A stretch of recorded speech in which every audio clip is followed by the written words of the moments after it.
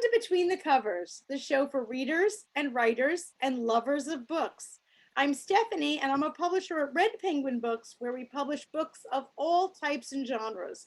So whether you have a manuscript ready to go, a book still stuck in your head, or even 300 pieces of loose leaf shoved in a drawer. And yes, once a month I do receive an envelope with loose leaf. Visit us at redpenguinbooks.com and unleash your inner author. I'm so excited today to be joined by three authors who have completely unleashed themselves. Julie Gianelloni-Connor is the author of Savoring the Camino de Santiago. It's the pilgrimage, not the hike. Edward Lerner is the author of The Best of Edward M. Lerner. And finally, Tammy is the author of The Treasure Galleons, prequel to the Golden Age of Pyracy series.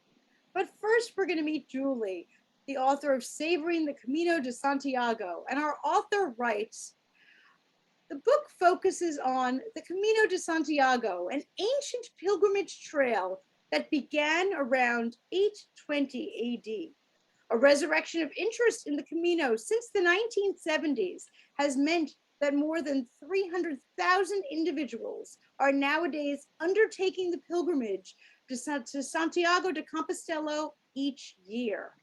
The author made the pilgrimage in 2016 via the French route from Saint-Jean-Pied-de-Port in France to Santiago de Compostela in Spain, a journey of some 500 miles. The book incorporates a blog and travel journal he kept during that pilgrimage. The book is also a memoir with Ms. Connor explaining how and why she decided to make the pilgrimage. Savoring the Camino is also a practical guide to the Camino for those interested in it. While the prevailing culture of the Camino is to walk the route, Ms. Connor believes that walking is not the only way to undertake the Camino. Taking buses, taxis, or even driving are also valid ways to experience the Camino, in her opinion. She advocates for pilgrims to slow down and savor the pilgrimage by stopping in churches, cathedrals, museums, and interesting towns and cities along the route. Not everyone experiences spiritual or personal growth through the act of walking. Our author urges pilgrims to take the trip in the manner that will most connect them with their spiritual, religious, transcendent wellsprings. After completing the pilgrimage, the author journeyed to Madrid and Toledo, and there are chapters in the book covering those visits. Ms. Connor also recounts activities following the journey related to the Camino, such as writing an open letter to relevant governmental authorities in Spain and hosting a thank you dinner in Houston for those who helped her plan and organize her pilgrimage. The book also includes a useful chapter on resources as well as an index. Please welcome our pilgrim and author, Julie O'Connor. Thank you so much for joining me. Well, I really appreciate your having me on your program and allowing me to connect with you, the other two great authors here, and all of your listeners. So thanks. I am so thrilled. I have never personally made the journey. I have many friends who have, and it is on my bucket list. So when I saw your book, I said, "Ooh, I'm ready for this one. This is exciting." I know you took the journey. I wanted to ask you first about your title. It's The Pilgrimage, not the hike.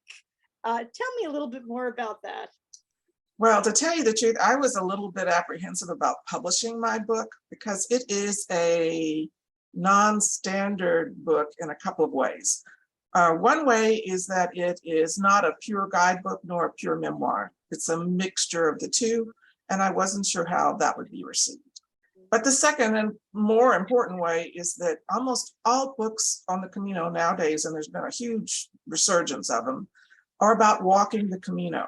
Mm-hmm. I think walking the Camino is fine, but I don't think you have to walk the Camino. So I am a heretic. There are a lot of Camino fundamentalists, and I call them that, who think that if you don't walk every step, and if you don't carry everything on your pilgrimage on your back, that you're not a true pilgrim. And I really very much disagree with that. And I take my basis as my mother and my sister, who was very handicapped, went on a pilgrimage to Lourdes back in the 1950s. My sister didn't walk a step, but to say she wasn't a real pilgrim for me is ridiculous. And the same is true nowadays. A pilgrimage doesn't have to be a walk. People have decided it should be a walk, it must be a walk, but I don't agree. So I was afraid that the pilgrimage fundamentalists would attack me. You know, the pilgrimage strikes back, or the Camino strikes back. But there are pilgrimage, fundamentalists. That hasn't happened. It's amazing. I mean, some people, I had, I think, one rating on Amazon, which said this book should be called the drive, bus, something, and never walk book about the Camino. Well, that's not true either, because I actually walked a lot of the Camino myself. And I got my Compostela, which is the certificate saying you've done at least 100 kilometers on foot. I did many more than 100 kilometers, but I didn't walk the whole thing. So I think the idea of having to walk long distances puts a lot of people off, and so they just don't do it. And my point of view is to experience this whole historic route is so valuable, whether or not you actually walk it. I think you should just do it, no matter how you do it. I agree. Bring me back to 2016 when you made the walk. What made you do it? Was it spur of the moment? Had it been weighing on your heart for a decade? What was the circumstances? More like about 5 decades. I talk about this in the book, what were the motivations. And one of the big motivations was that in about 1971, I dropped out of college and I went to live in Portugal. And my roommate at the time, who was a New Zealander, gave me a book and said, you've got to read this book. And it was James Michener's Iberia. Now, for those of us who are a little bit older, we'll remember James Michener is an extremely popular author in the 50s, 60s, 70s. He's not so much talked about nowadays. But anyway, he was very popular then. And he wrote this book, Iberia. Chapter 13 is all about the Camino. Now, when he did the Camino in about 1968, 69, he didn't walk the Camino because there was nobody walking the Camino. It was an abandoned thing. It was an abandoned pilgrimage route. He drove it and he met friends along the way and he learned about the history and he wrote about it. Well, when I wrote that chapter, I said, I want to do this. But I was 21 years old, living on the economy, which means I was poor, and working. So I had neither the money nor the time to do it, but I filed it away in the back of my brain. And when I knew I was coming up to retirement, I thought, okay, what do I want to do? And I knew I wanted to take one long trip, and it was the Camino. So as soon as I could, anyway, I had several reasons for wanting to walk it, but as soon as I could, I planned to do it, and I did it in 2016. So I had the book is something that made me want to do it, but for me, the pilgrimage was a pilgrimage of gratitude. People do the pilgrimage for all kinds of reasons. Some of them have a sorrow, like a death in the family that they need time to process. Some of them are doing it for penance, something in their past that they feel they need to pay penance for. But in my case, it was just gratitude, because when I dropped out of college, it was because I was attacked criminally, and I thought I was going to die. So every day since that day, I felt like it was a day given to me that I didn't necessarily have to have had. And so the whole thing, so it was the criminal attack. It was also, I went through cancer. I said, boy, I've been, despite all these negative things, I've been so lucky to live as long as I have. And now it's time to say thanks. Oh. So that's what my pilgrimage is about. I love that. So if it was 5 decades in the making to actually make the pilgrimage, how long in the making was the decision to write the book? Or was that all part of, did you know if I'm making this pilgrimage, I'm writing it down? Or was it after because you felt like my friends keep asking me and I keep saying the same story over and over and over, and they said the proverbial, you should write a book? I didn't think I had no plans to write a book when I set out, but I've always traveled and kept a travel journal, and for a lot of reasons, but everything from expenses to what I did that day and who I met. But around this time, 2014, 2015, there was all this buzz about blogs, and I really didn't understand blogs. So I thought, okay, I'm going to instead of just writing it longhand in my journal, I'm going to do a blog. So I learned about blogs. I got, I took a laptop with me. Was all ready. I set up my blog. And then I got to Northwest Spain, and guess what? The Wi-Fi there was really poor, at least in 2016. So every day I was struggling with trying to upload photos, get online, and so forth. And about 3 weeks into it, I said, you know what? I'm wasting too much precious time trying to do this blog. I'm just going to forget about it and go ahead and handwrite. So I went back to my travel journal. But when I got home, then I uploaded everything that I should have uploaded when I was walking, and all these photos. So at that point, I thought, okay, well, I have a lot I would like to tell other people about the Camino, such as you don't have to walk every step, but a lot more than that too. Things I wish I had learned before I went. And so I think I'm going to write this book. And as I said, my biggest struggle was, do I want to write a guidebook or do I want to write a memoir? Or do I want to write both, which is really what I want to do. And if I want to do both, how do I do it? Do I do alternating chapters, like in a braided thing, one how-to, one memoir, one how-to? How do I do it? So I struggled just with the organization for a long time, but I finally got something I was happy with. And I should mention too that I got home in 2016. I planned to have the book done in a year, but then Hurricane Harvey hit Houston. My house was flooded. And so that was a whole year getting the house cleaned out, the house rebuilt, me moved back in and so forth. So we're up to now like 2019, and I'm saying, I made as my New Year's resolution, I said, I'm going to finish this book. I have never kept a New Year's resolution in my life, but I kept that one. So my book came out in December 2019. Fantastic. And the pictures on the cover, are those yours? Are you a photographer too? The pictures are not mine, but they're pictures I asked for. So I am not a graphic artist. I knew what I wanted. I wanted a mosaic for my cover. So I hired an artist who happens to be Spanish because he knew all about the Camino. And I said, okay, I want some kind of mosaic, but I don't know how to organize it. And I would like a food picture, a walking picture, a non-walking picture, definitely a picture of the stained glass windows in the Leon Cathedral and so forth. And so he did the framework, which for me was the important part. And I really think he did a wonderful job. And then he picked pictures, and then we argued about the photos back and forth until we agreed on the photos that appear here. So it's interesting. The photo we argued about the most was the food photo. Really? So, yes. I told him in the beginning, I thought just a nice paella shot. And he said, oh, that's so cliche. So he kept giving these things that were really artistic, but as in the mosaic, you could only see half. So it was like half a jarra of sangria.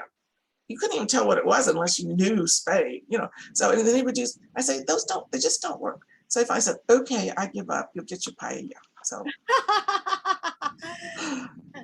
Tell me something. Did you travel the Camino by yourself? I plan to. All my plans were to walk it by myself, but at like the last minute, my son said, I want to go with you. Really? So he came, yeah. And there are pros and cons. I really wanted to walk alone, but having him along, I have to say, there were certain points where he really saved my bacon. So in the end, I'm glad he came with me. That's fantastic. Well, tell me, what's next for you? Is there another walk, pilgrimage, or other place that you want to visit that you've been pining for 50 years? Not 50 years, but I went back to Spain and Portugal this past fall, and I did another Camino, but on a horseback. So my book, which I should have written by now, but I still haven't because like you, I'm very busy with other projects, is going to be riding the Camino de Santiago. And again, this goes along with my philosophy. You don't have to walk it. There are actually 3 approved methods, which is walking, horseback riding, or bicycling.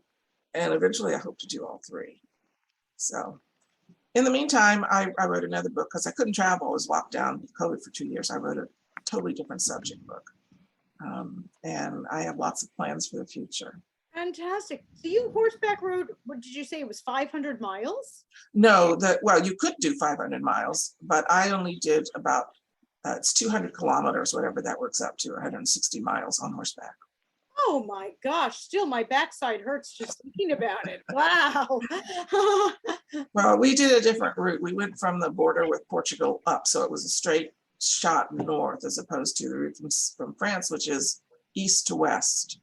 Gotcha. Oh, I didn't even realize. So there are multiple routes for the Correct. There are many, many, many routes.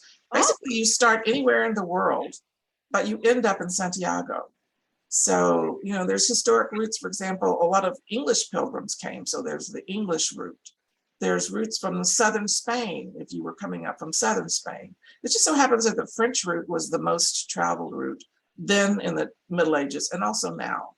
So the history and the art and the architecture along the French route are just unbeatable. They're just fabulous. is there a reason why that's the most popular route? I'm guessing that's the only one I knew about. It's the most popular because anyone in Europe, they will come through France to get there, except for, like I said, the English or the Scandinavians, but most Europeans. And believe me, I met pilgrims that were coming from Romania or Poland or places like that. So they all come down that way and through France to get to Spain. But you can start anywhere in the world. Wow, I had no idea. Boy, I thought, oh, I know the Camino. I know people on the Camino. I had no idea there was more than one route, that you were allowed to do it in different methods. Oh yeah, many people love the Camino so much they'll go and do it. I mean, I've heard of people going 12 times, different routes. They'll take a different route each time. And so they see a different part of the world, a different part of Spain, Right, a different right. part of Portugal. Depends on where they start. So yeah, there's many different routes.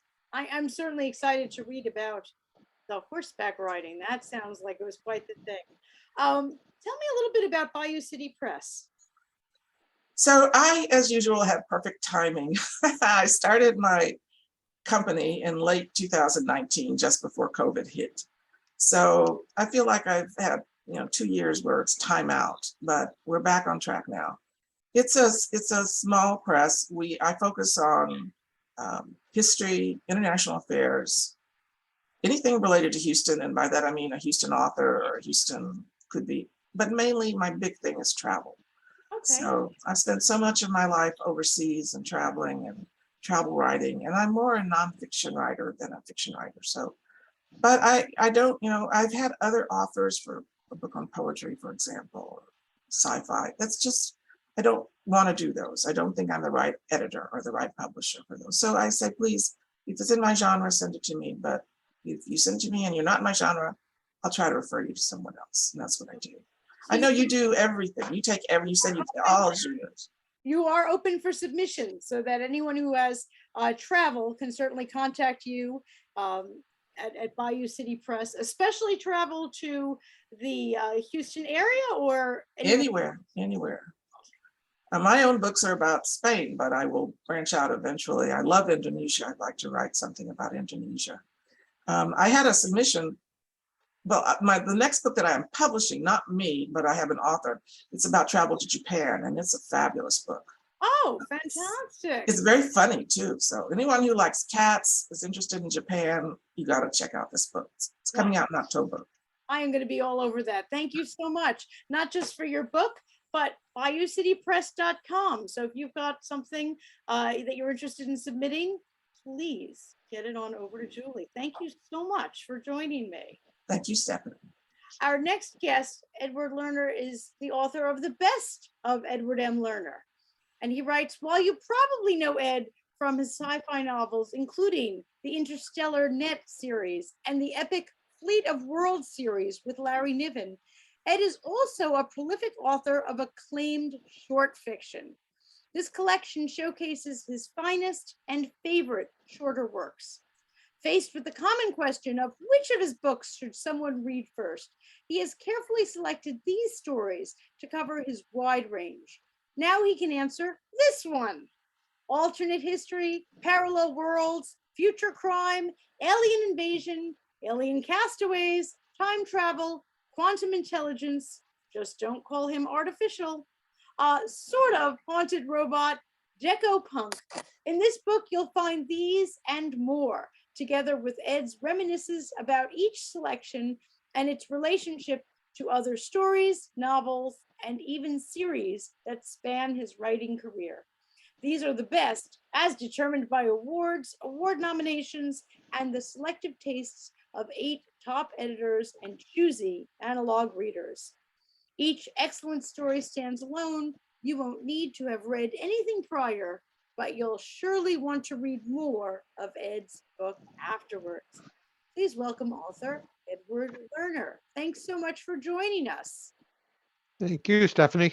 Oh, such a pleasure to have you. I love the way you described it as answering the question of what should I read first?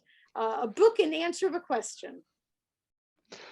Yeah, I think most authors get asked from time to time, which of your books should I try? Which is like, which of your children do you like best?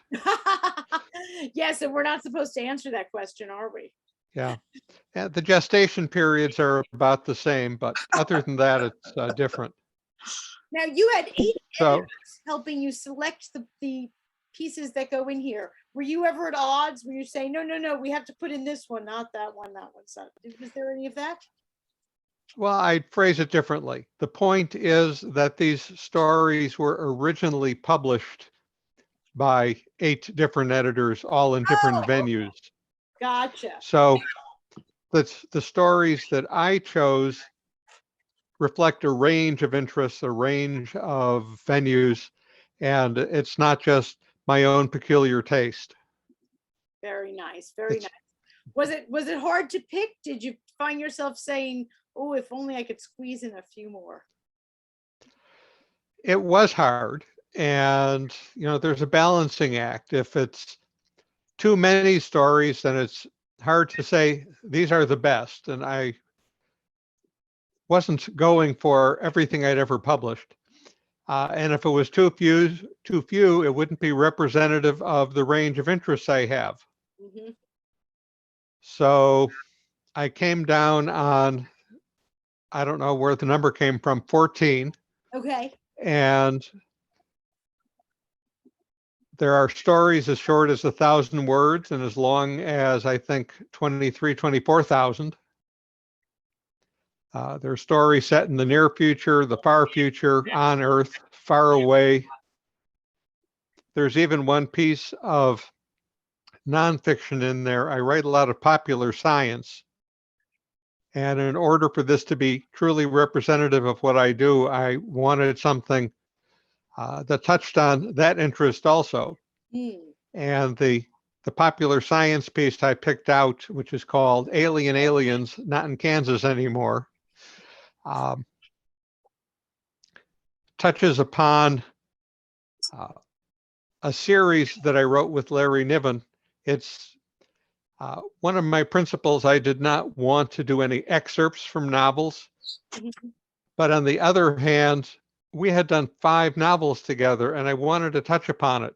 So this popular science piece I picked that talked about what we could expect if and when we do encounter aliens.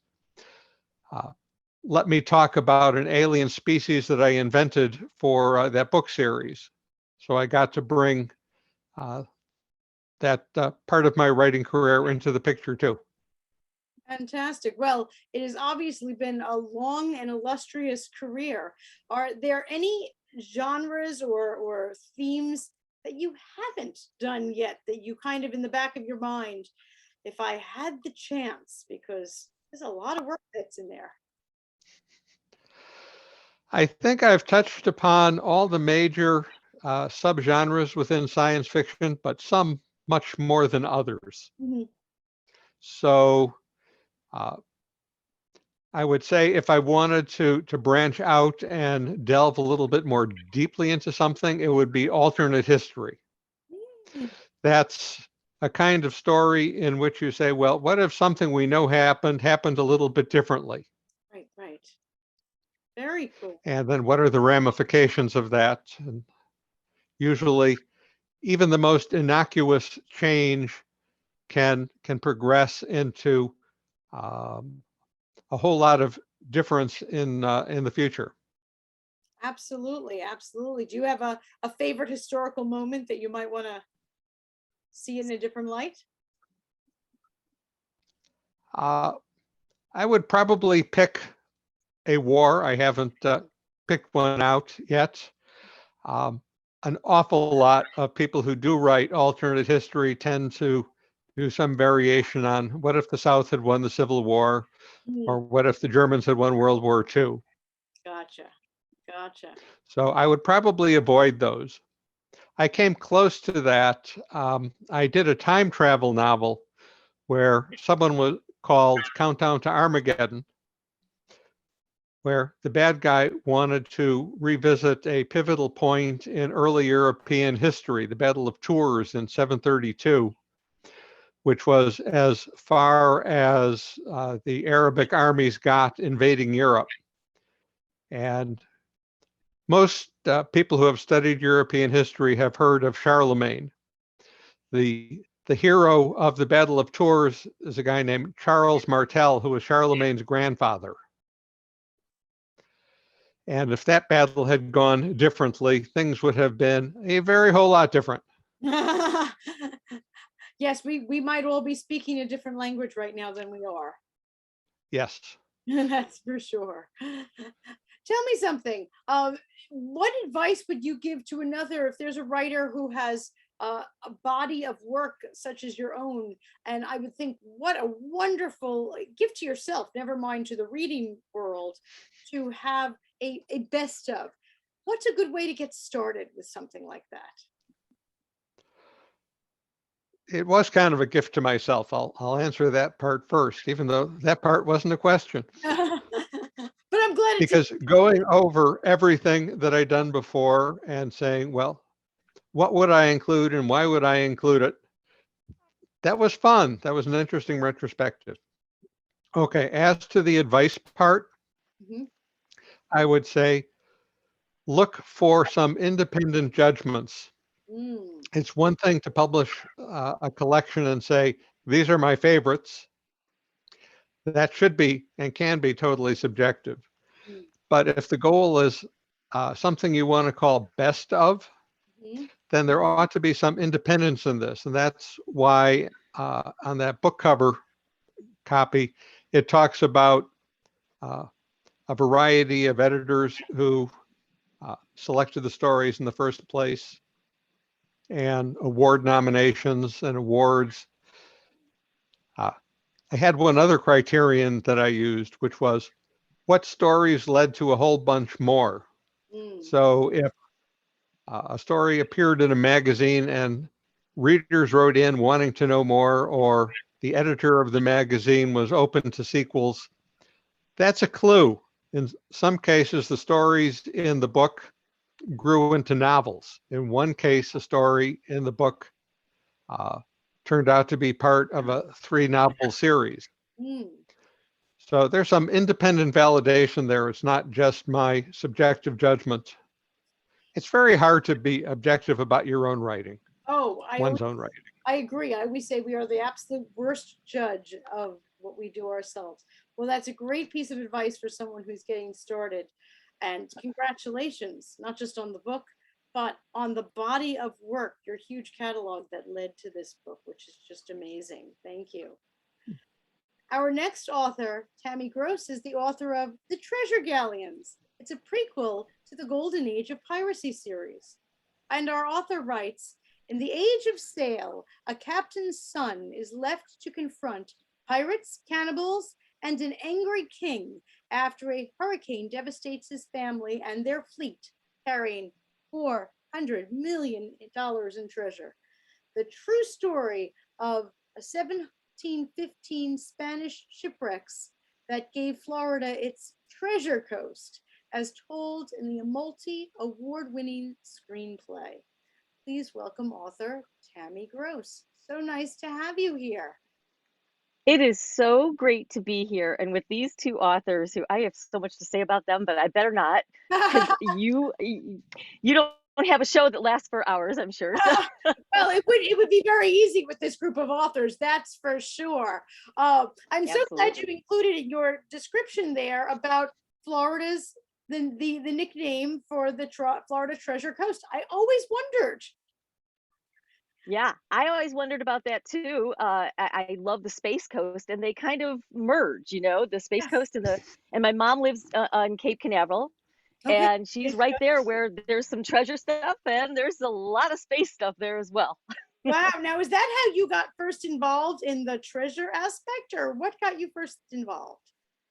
You would think so. Actually, my sister is the one who's kind of a pirate freak, and I was a musician for like in my other life for years and years, decades. And I was actually taking a break, and I was on vacation with my sister and my mother for her, I think it was her 70th birthday at the time, and it's been quite a few years. And we went to a pirate museum to appease my sister, and I found out about two lady pirates that lived 300 years ago, and I had never heard of them, and I had never seen a movie about them, and I could immediately just like see this movie playing out in front of me as I was hearing about them at this museum, and I became obsessed. And I actually never went back to music. I was so obsessed that I dropped all of that and became a writer, became a researcher, traveled the world, became actually a victim of actual pirate descendants. At least that's what they bragged that they were at when I was in the Bahamas and I was doing some research there. Was chased down by hurricanes while I was trying to get all this information about these lady pirates, and they were just so elusive. But one thing kept happening.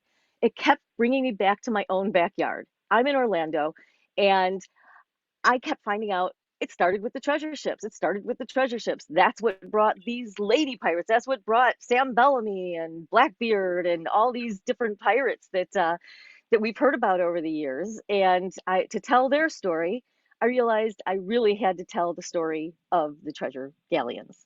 And that's how it all started.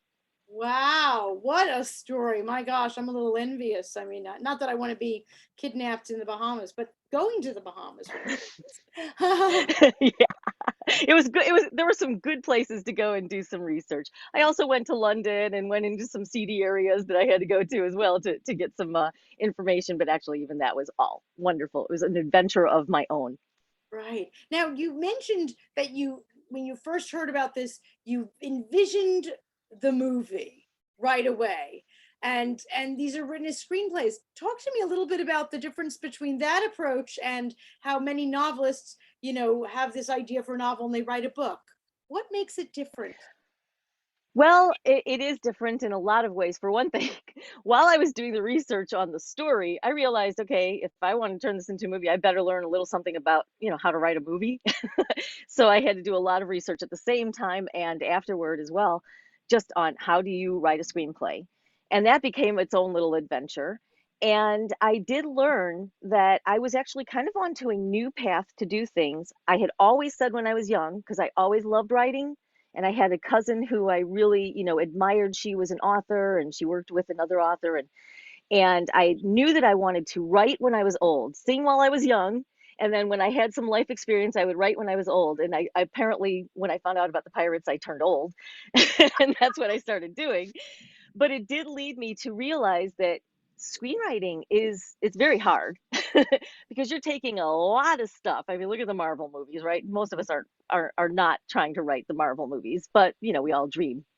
And that's a huge thing to get into. Well, they can't even do it, right? They get it into a 3-hour movie, but we have to get it into like a 2-hour movie to make a movie, and taking a huge story. And what I learned was that not only could I figure it out and I could write the story that I wanted to write, it would make me be very succinct, and it would make me write it the best that I possibly could and only include what really was part of the story. And then I could expand it. I could turn it into a novel afterward.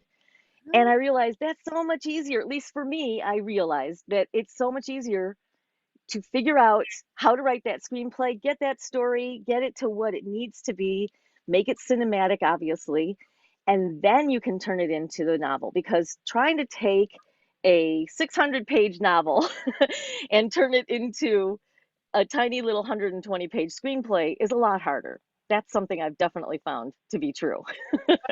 So Oh, that was the kind of the beginnings of that, and that's why I did it the way I did. Plus, I was able to win several awards for the screenplay to kind of vet it, to make sure as Edward was just saying, actually, of just having other people, verify that this is going in the right direction. It's not just all me and my ideas, and then I put it out to the world. I have people who've read it, who've been through it, who helped me develop certain things, and so it's a collaborative effort to write a movie, and it made it a collaborative effort to write the book. Oh, that's amazing. Absolutely amazing. Uh, Tell me, what's going to be next? What are you going to get obsessed with next so we can have another one? I am still obsessed with those lady pirates. And I still need to tell their story because this is basically what brought them. And there's a whole story. It's There's more. really a series of movies. Wow. There's so much more to come about them as well as other things. I have other books that are screenplays turned into novels, and other books that I will just mention Julie. I'll just do it because I can't keep it in. My mentor is Kimberly Crow. And some of you may or may not have heard of her, but she's a speaker. She's a world renowned speaker. And she is actually right now stepping foot on the Camino right now to do her Camino walk. And so she had invited me to do it. And I'm like, yeah, I don't have time. I don't have the money to do that right now. So this is all you. And I'm going to just be, applauding you to do it. And just like Julie, her son apparently joined her last minute. She was already going to do it with her daughter. And now she's got both her son and her daughter with her. So I'm thinking about the Camino anyhow. And there, Julie, that's what she's written all about and everything. And I have a feeling that she has read your book already because she did say that she read some inspiring books about it. What a small world. Well, tell me just so I can get a vision of these lady pirates. So, Yes. who's going to play them in the movie? Like, so I can have a. That is so good. Actually, there was slated to be a very bad version of their story, a very fictionalized, because I like to tell the true story, obviously embellish where you have to fill in all those blanks that history lost, to hurricanes and to, bad weather in their archives and stuff. But Gina Davis and you might remember she did do a pirate movie, but before that pirate movie came out, she was slated to do it with Michelle Pfeiffer. Oh, And so Michelle Pfeiffer was supposed to be Anne Bonny and Gina Davis was supposed to be Mary Read, the way I understand it. But it was going to be very highly fictionalized, and it's actually a book that they were basing it on that I'm glad it didn't, because I think their true story is way more interesting than that fictionalized version. really? Yeah. So for now, I don't know. It could be anybody. Maybe I think it probably has to be a newcomer because, well, Mary Read lived her entire life as a man. And she was a woman and she had woman feelings, but she was a swashbuckling man on the outside. And so she was protecting herself by being in a guise. Did And so did her crew know or no? the lore is that they did not know. I find it hard to believe that they wouldn't know, but initially they would not have known. But if she's going to be with a crew or if she gets taken by a crew, because a lot of pirates became pirates because they were legitimate seafarers who were taken, and they were taken by the Navy because there was a big long war before this whole thing happened with the treasure galleons. In fact, that was part of the story because the king in Spain had been waiting for 14 years during a world war. It was really World War Zero, had been going on for 14 years.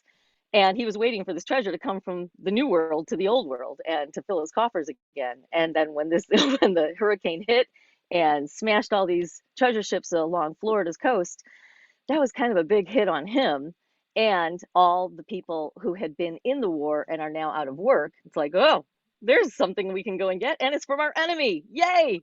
let's go and loot the shipwrecks. Oh my gosh. I'm envisioning not just the movie. I think there should be a theme park on the Treasure Coast also. In a way, you're not far off from some of the thinking of some people. When I was doing all this research, it brought me to become friends with people who are finding things along the Treasure Coast all these years. Since the 50s and 60s, one gentleman in particular found some stuff on the beach when there weren't as many people living in Florida, and he formed a whole group basically of treasure divers, including Mel Fisher, who is kind of an acclaimed treasure diver for other ships that he has found over the years. And so that turned into a whole like society of people. And in 2015, the 300-year anniversary of the shipwrecks, we weren't celebrating the shipwrecks. We were commemorating the 1,500. At the time, we didn't even know how many. Since Cuba's opened up, we have found out that about 1,500, maybe even 2,000 people lost their lives in these shipwrecks. Another 1,000 to 2,000 people lived. The numbers are way off because there's so much contraband, including human contraband, that it's hard to know exactly how many. But we know that at least 1,000 or 1,500 people lost their lives. And so that was a major event that went on for a week. And here's, I'll just tell you the story. I don't know, it's on my mind now. Is that's also why I published the book in 2015 originally, but I've revived it since then. And the reason I turned the screenplay into the book is for that 300-year commemoration. There were a lot of books that were being written by different treasure divers, but this was a week-long thing because it took a week for them to get from Cuba when they left on July 24th, 1715, to get to the point where the hurricane smashed all the ships up against Florida shores on July 31st of 2015. And so for that week in 2015, if I'm saying it right, did I say 1715 or 2015 a second ago? But anyhow, it all happened in 1715, in 2015. And the people who hold the contracts, I don't want to get into all that, but there's people who hold contracts so that people can still, to this day, dive on Florida shores and they can find treasures and they can make money doing this. There's still $300 million worth of treasure still out there. They didn't recover it all. They barely even got a quarter of it. And on the very last day, treasure? Yes, $300 million in treasure. Still Yes. out there. It's still out Yes. there on the coast of Florida. It's still out there. So come on and start fishing the shores because they have been finding some really interesting things. We just had a big celebration of 2 pieces of something that's in my book. I talk about this piece quite a bit. It's called the Golden Pelican. And they just had a reunification ceremony where a man who collects these things, so he's a man of means, 2 female, this is not made up, 2 female treasure divers, one found the pelican and another found the missing wing. And that was 10 years later, almost 10 years, like not to the day, but like 10 years, one in 2010, one in 2020.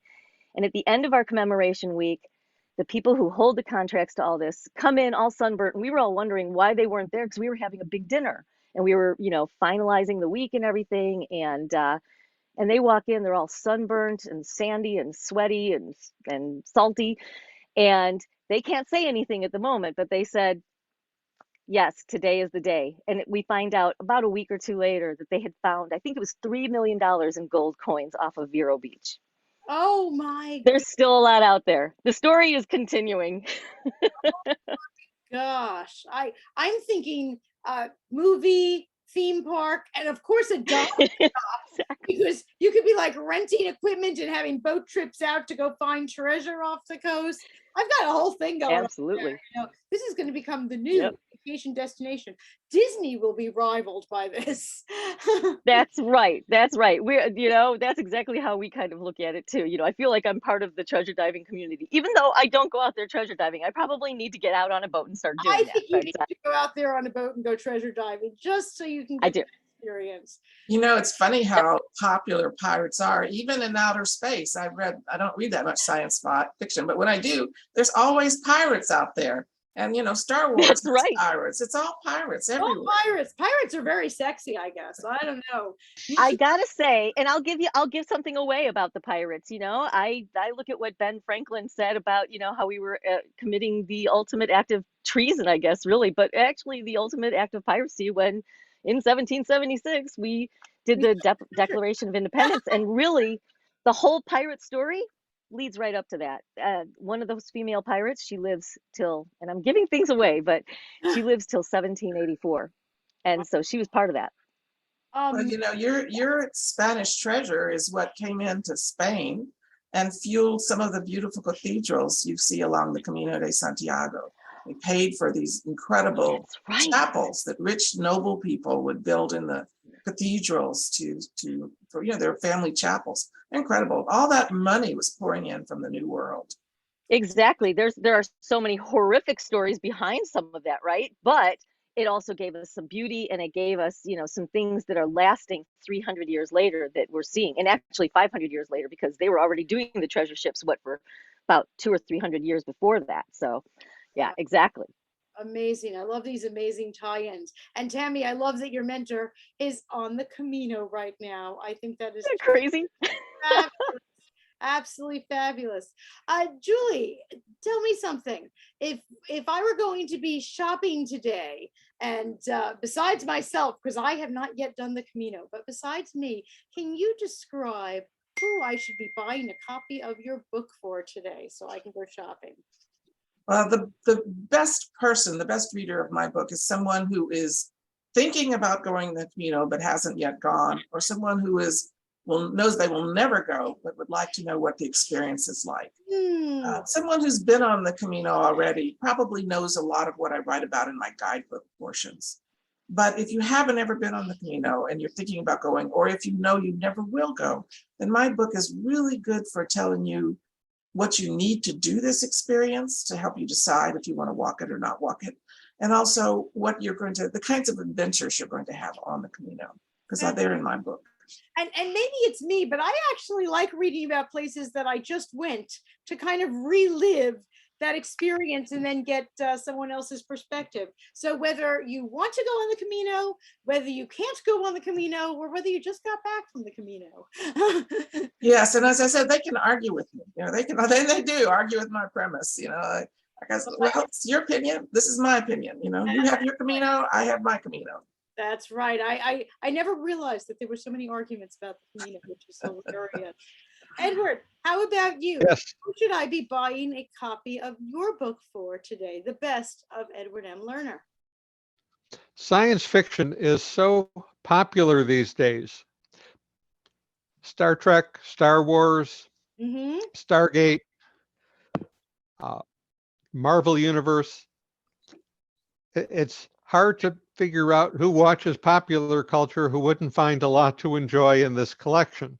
Well, that's because a lot of the same themes that show up in these video science fiction venues get explored in more depth and more imaginatively in the written form.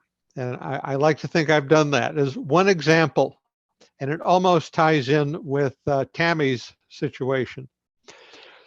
One of the stories in the book is called My Fifth and Most Exotic Voyage.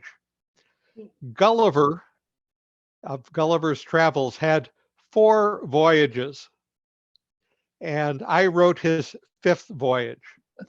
And one of the things that Gulliver missed when he was in rather unexplored corners of the world was the War of the Spanish Succession, which is the war that Tammy was talking about.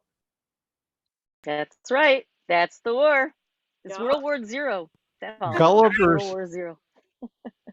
Yeah, it was. Gulliver's 5th adventure is even more exotic than anything that Jonathan Swift wrote about. Well, thank you. And now we know who to shop for. And Tammy, who should we be shopping for you today if I were buying a copy of the Treasure Galleons?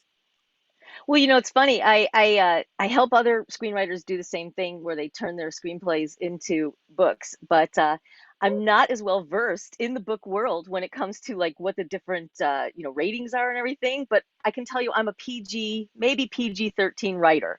So so it's really kind of it's been called a young adult book because it is from the perspective of actually of the son of somebody that all the treasure divers and archaeologists, they all know about Don Antonio Echeverres, but his son Fermin, however you say it best. I don't speak Spanish, so that's that. I just gave that away. But the son's point of view, he's only 12 years old when this all happens, but he would have been with his father, and it's from his point of view. And you know, this man, he lost some children in this. It's got some danger, it's got some death, but it's also somewhat lighthearted. It's not quite Pirates of the Caribbean, but lighthearted. But it doesn't have the ghosts and that stuff. It's all real. It's the real thing. And I'm hoping you're hearing me okay, because I know that there seemed to be a little thing there going on with the audio. But there's lots of pictures in the book, so it can be for anybody. Really, you could just go through the pictures. My mom is an artist, so every single chapter starts with some kind of a Florida art that she has done. So. Fantastic. And Tammy, if someone's interested in what you were describing about making a book out of a screenplay, can they contact you at scriptpreneur.com? They absolutely can. They can just visit my imprint, which is reelnovels.com, REEL novels.com. Oh, fantastic. Okay. So if you've got a screenplay, you're going over to realnovels.com or scriptpreneur.com. If you've got a travel manuscript that you're thinking about representation, please visit BayouCityPress.com. We're getting them all in here, except for our hot romance. We're covering a lot today. Well, thank you so much for joining us. What a treasure, a real treasure. The three of you are. Please. No pun intended. Exactly. No pun. Please send me any things that you're going to be doing so we could share them with our audiences at Between the Covers. And thank you so much for joining us. Thank you. Thank